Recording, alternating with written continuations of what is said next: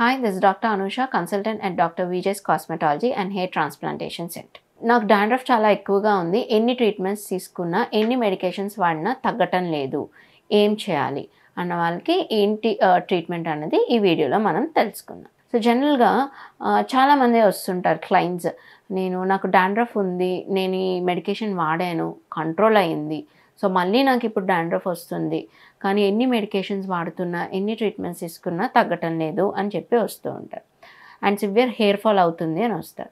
So వాళ్ళల్లో మేము offer చేసే బెస్ట్ ట్రీట్మెంట్ ఏంటంటే హెయిర్ రిజువినేషన్ థెరపీ అని ఉంటుందండి.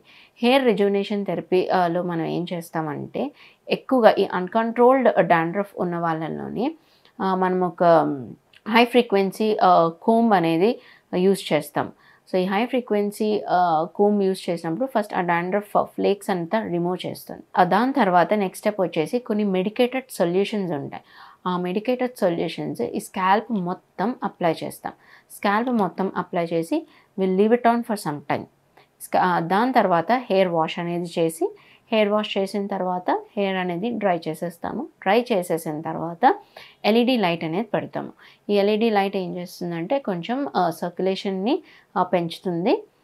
అట్ ద సేమ్ టైం కొంచెం అక్కడ వార్మ్త్ ఇవ్వడం, సర్క్యులేషన్ అది పెరగడం అనేది జరుగుతుంది. సో మనకి డాండ్రఫ్ కంట్రోల్ అవ్వడమే కాక, సో మనకి హెయిర్ ఫాల్ కూడా ఏదైతే అవుతుందో అది కూడా మనకి కంట్రోల్ అవుతుంది. సో ఇది ఎన్ని సెషన్స్ తీసుకోవాలి, ఎప్పుడు తీసుకోవాలి?